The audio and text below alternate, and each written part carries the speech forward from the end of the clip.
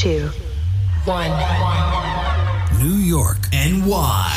LaunchPod starts now. Welcome to the New York LaunchPod, the New York Press Club award-winning podcast on the most interesting new startups, businesses, and openings in the New York City area.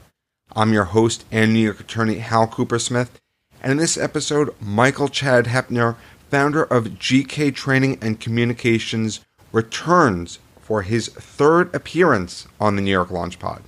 If you're a longtime listener, you may remember Michael is a public speaking and communications coach who started his own business and has also injected technology into communications coaching. Since we last spoke, Michael has been pivoting his business in the changing landscape of New York because of the pandemic, and in this episode, we talk about how you can adapt your business and your communication techniques. Here's Michael. We can let people know, here are some simple things you can do to be more effective when communicating remotely. But the second half of that answer is we just asked people, like, what is happening right now? How can we support you? How can we help you? A bunch of places, actually, it was more about how to handle sensitive conversations and how to effectively communicate when you have to be going into terrain that is a little bit fraught. But before we go to the interview, if you haven't already, remember to sign up for our monthly newsletter for unique content and insights at nylaun.ch and subscribe to the podcast on your favorite listening app. And we have a sponsor, ResQ, New York's premier residential rental compliance platform. Have you rented out residential property in New York State? If so, odds are you are not compliant with the Housing Stability and Tenant Protection Act enacted by New York State in 2019. And if you do not follow the law, your tenant may be able to legally stay in the property beyond the length of the lease. You may not be able to increase your rent by the desired amount, and even more problems. ResQ is designed to solve all of that and more. Go to resqme.com and enter in some basic lease information, and ResQ will take care of the rest so you can relax and be a more profitable landlord. That's resqme.com, REZQUEME.com. And with that, it's time for another episode of How You Doing? Hey, how you doing? How you doing? I'm doing good. How you doing? I'm doing good. I'm doing good. What'd you say? I'm good. Hey, you? I'm walking in. Fantastic. What you say? How you doing? So you are back on the podcast. This is your third time on the New York LaunchPod. You love to speak, and that's no coincidence because you specialize in communication. And for our listeners, we're not necessarily going to talk about effective communication because we've covered that previously in episode 28 and How You Doin Volume 5 with Michael. Instead, we're going to take a little bit of a different approach. And since you were doing a lot of speeches and speech communication and helping your clients do speaking, I'm more curious in terms of your business. And what was your business like, and in terms of not necessarily dollars, but the structure before the pandemic? We were very much a model of in-person everything. So that our business is split roughly between half group training and half individual coaching. All of that, or almost all of it, happened in person. So you'd get pulled in for a company to do a big offsite, 1,000 employees are gathering somewhere, and you have, 6 or 8 or 12 rooms going at the same time where you're teaching some skills. On the flip side, you have individual coaching with one person who wants to get better at whatever, public speaking, exuding presence, whatever it might be.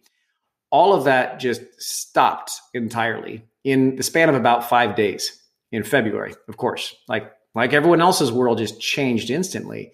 And then pretty quickly, it was this almost entire pivot to everything being done remotely, as we've all done. And, that's the first part of the answer to the question, really. It just completely changed on a dime.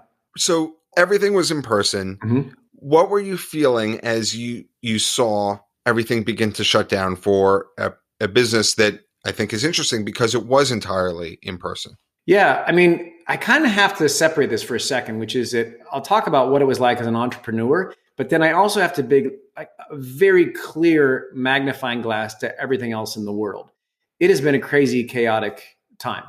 And I really do think that there are plenty of tragedies to go around. I mean, let's face it, from the last year. So it was a really tough period of time for me, as it was for many people. But I am very, very aware of how much pain, heartache, difficulty is out there. And so even though I will talk about what it was like for me as an entrepreneur, I recognize that I have one experience, and there's a lot of people who have much more dire experiences. And I know that goes without saying in a way, but it's really true this year.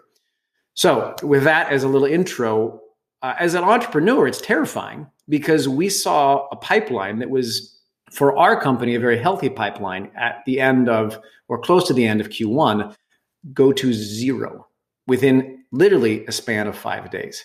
We had programming for the next 9 months coming up, all canceled instantly. Now, we're a pretty resilient company. We're lucky in that we have a lot of different clients in a lot of different industries. We teach a lot of different things, and we teach them things that are really essential. So we're pretty resilient.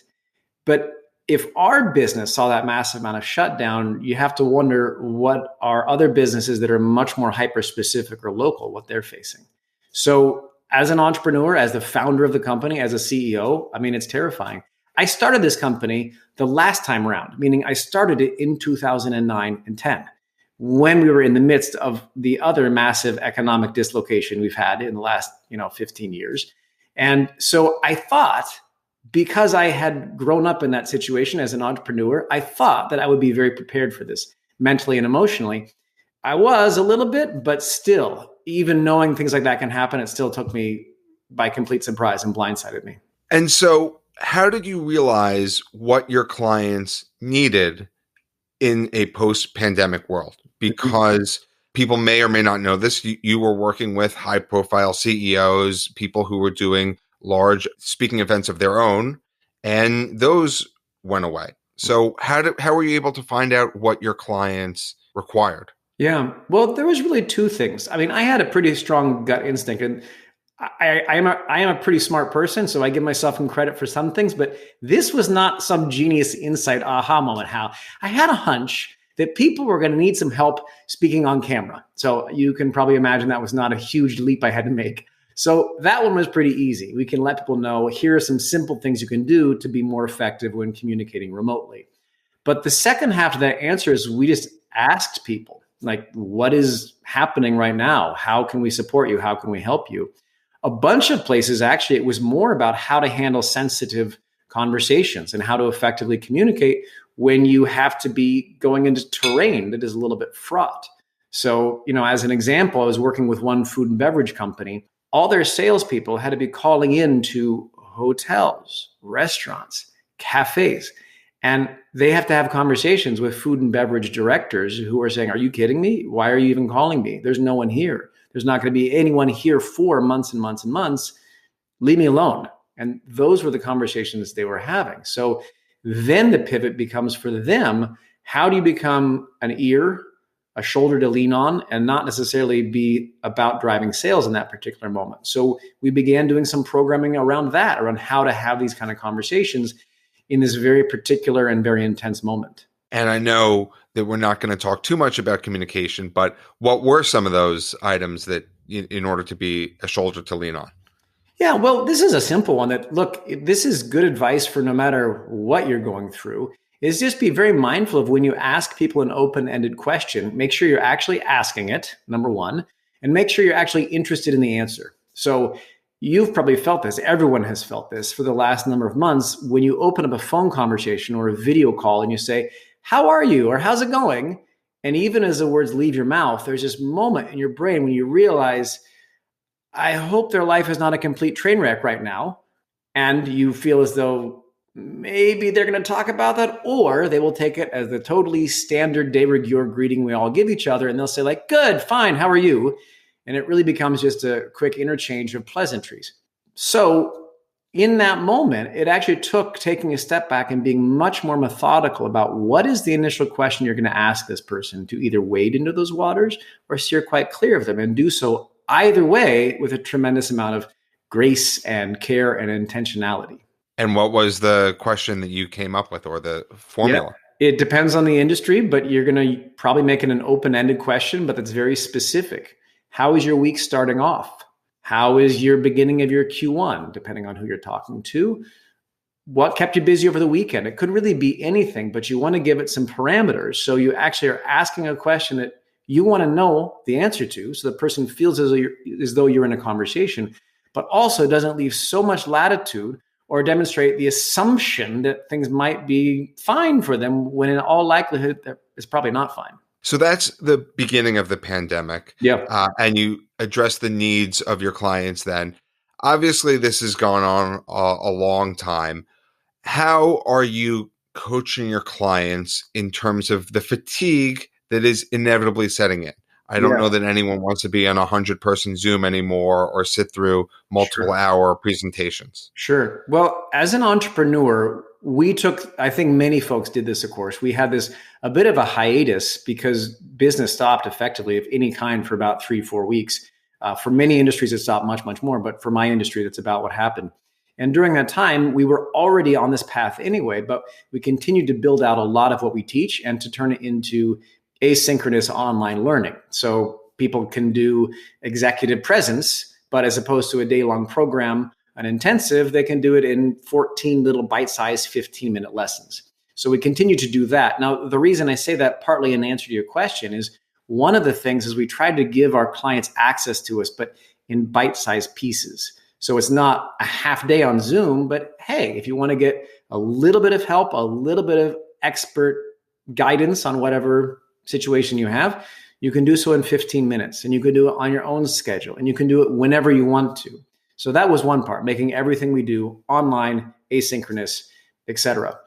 When you're talking about how people are on video, though, and the fatigue they're experiencing, there's a whole bunch of best practices around health and wellness that we've been trying to gently nudge our clients in the direction of, simply because people, to your point, they're getting really fatigued and really tired. So that exhaustion, that fatigue is real, and there are some things you can do to combat it. I'm happy to share a couple if you want, but that has been a big part of the last 3-4 months. How do you teach all this stuff? How do you help people? But then also, how do you help them deal with being on video 8 hours a day? Yeah, let's share a little bit of the tidbits. Yeah. So a couple simple things you might notice. Hey, everyone, look, I'm at a standing workstation. Whoa, I can move around the room. So if you can change your physical space, do so. And I mean multiple times per day. So don't just stand the whole day. Don't just sit the whole day. Move a bunch. If you have a laptop, great. That gives you some mobility. Now, that does make things a bit more challenging because you also want to be mindful of your background and your lighting and that sort of thing. So moving your camera and your setup, of course, implies that you can also have some adjustments for the physical layout that you have. But to the extent you can move, please do. Number 2, adjust the technology to fit you, not you to fit the technology. So people tend to adjust themselves to the technology. And so if they're using a laptop, what they do is they crane their neck forward to try to reach the microphone, and they talk a little louder than is necessary because they're not sure if they can be heard or not. Well, if you talk with your head crunched over like that and trying to force as much sound into a small little microphone as you can, 8 hours later, you're exhausted. So the idea here is you should adjust the technology to fit you, not the other way around.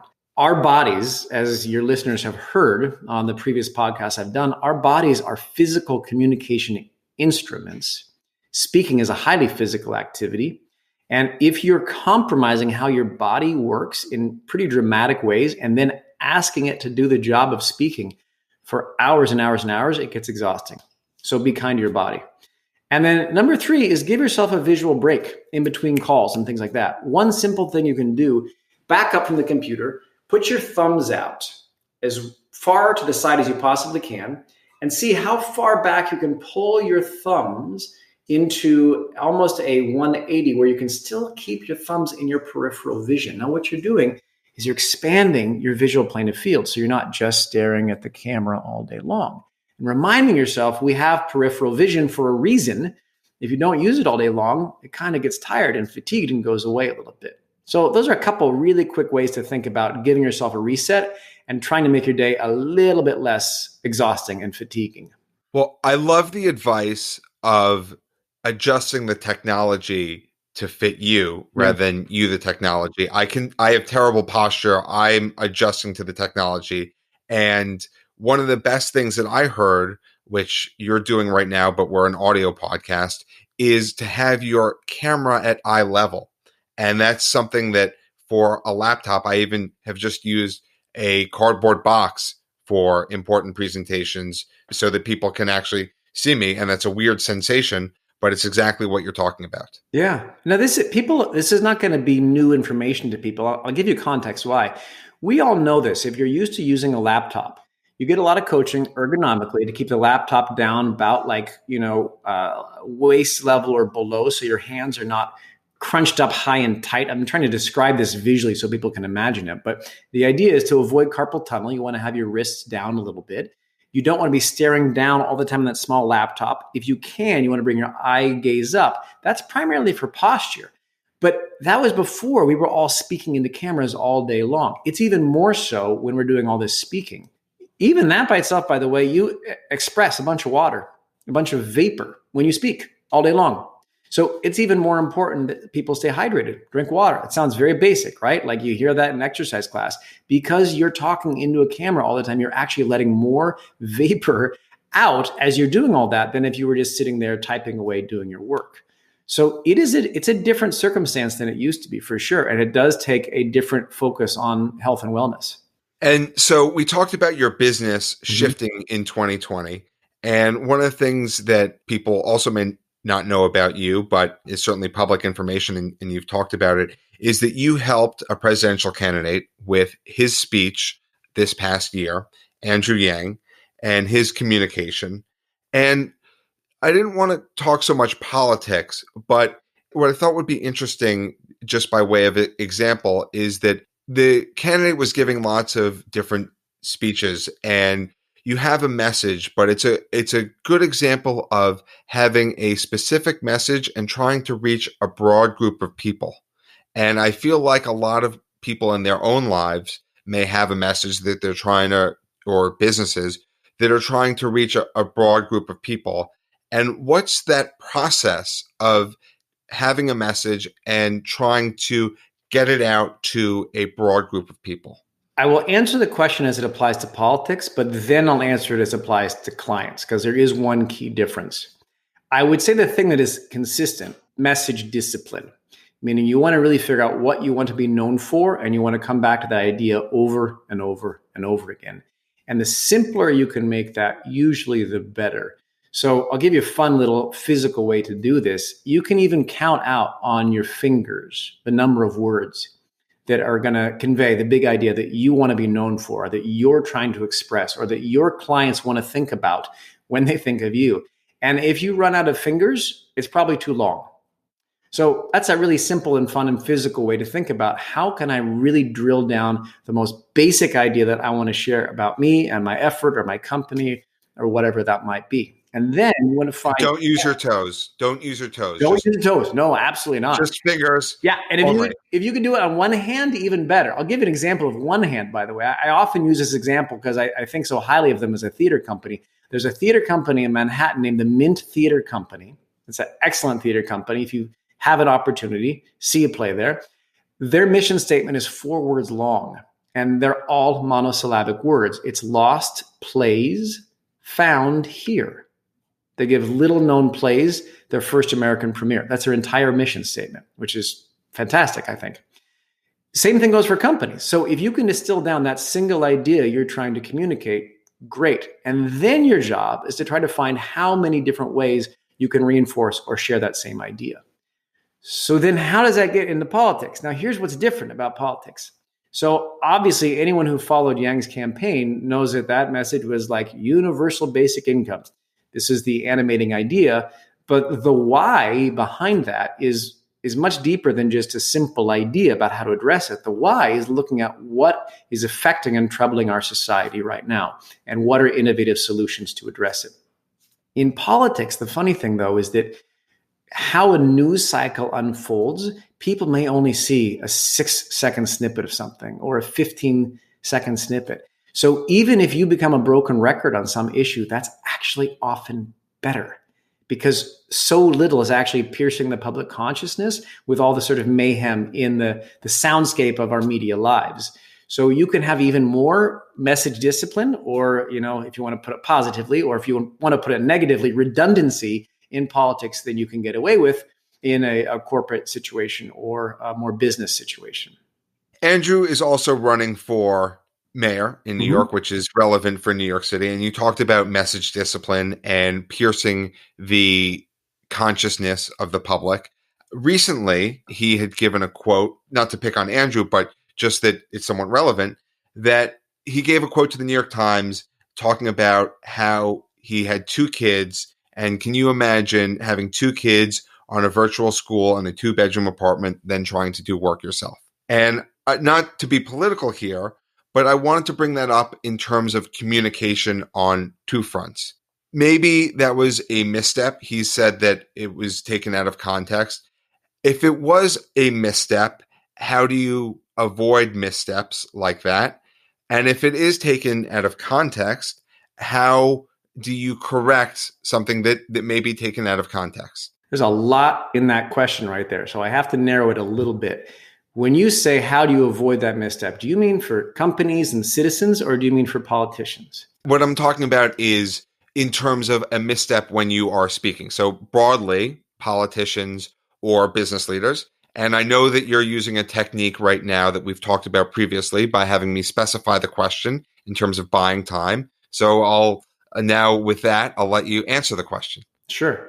Well, to be totally blunt about that, I wasn't actually buying time. Now, if I were, here's the good news, everyone. If you're going to use a tactic to buy yourself time, there's 2 little S's you can think of all the time. One is sincerity and the other is specificity. And if you do it with sincerity and specificity, it doesn't look like a ploy. In this case, it wasn't, because it's a different answer, actually, depending on if it's a citizen or a company or if it's a politician. It's a slightly different answer. So let me answer the question, though. If it's something that you become aware of in the moment, you can simply deal with it with a great degree of transparency. Actually, Yang is really good at this. He's quite unguarded and undefensive in terms of how he handles things. If he realizes he's made a misstep or he said something inaccurate in the moment, he's very good at dealing with that in a very unguarded, non-defensive way. But that situation you're talking about, they do a whole interview, they go away. He probably didn't even remember saying it. They're going to take that whole conversation and digest it down to something. And that's the thing that really captures the attention. So then the question becomes, okay, now that that's happened, now how do I adjust to that situation?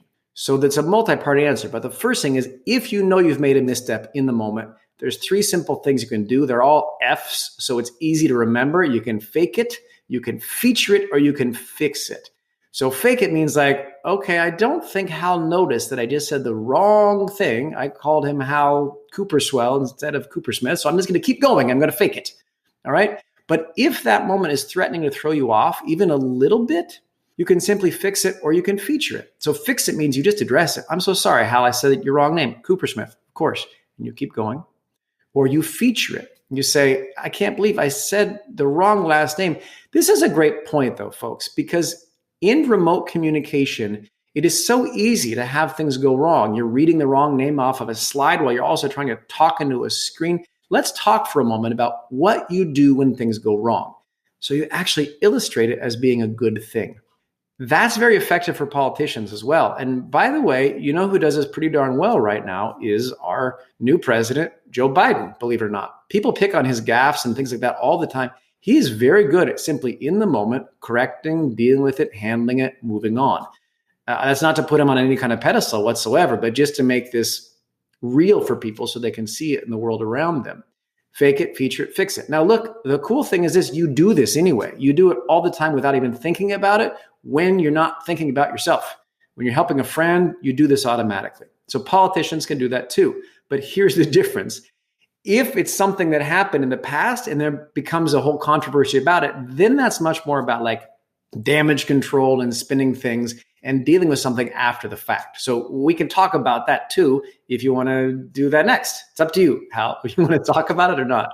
Well, those are certainly helpful tips because if it were me, I would not sleep for a week and then think about it for a long time afterwards. And it's certainly helpful things. Maybe since you brought it up, we can kind of finish in terms of how to maybe spin something once you certainly do make a mistake after you've maybe tried those 3F techniques, or maybe you haven't. Sure. So the 3F techniques have to be dealt with pretty much in the moment. There are things that need to be spun, and there are things that don't need to be spun. I happen to think that the people who want to pick on like Andrew Yang's New Yorkiness and whether he belongs and if he's a real New Yorker or not, I really think that's a losing battle. I really do. And if you see some of what people are writing about these days, they're saying like, why are we holding to him some sort of random arbitrary standard, but not others? So you could fight all day long about who is a real New Yorker or not. And the guy has lived here for 20 years. He knows many things about New York inside and out. And by the way, I think he's more committed to many of the things that will affect a New Yorker's every day, day to day, than many of the other policies you'll see floated around on a national or even city basis. So that's not to get too deep into politics, but it's to frame the idea that I don't know that comment really needs all that much spin. Here's why. If you look at the comment itself, in large part, it's quite easy to say, like, was he able to do that in the pandemic? Sure. But is that the relevant issue? What's more relevant is the crises and the problems that are facing New Yorkers all the time. And the real point is not, was he able to do that? The real point is, what is preventing other people from having the resources they need to take the steps to protect their family they need to? I mean, in this case, he's got a child with autism. Trying to take care of his family is a choice that he made. That came out in a certain way in the interview.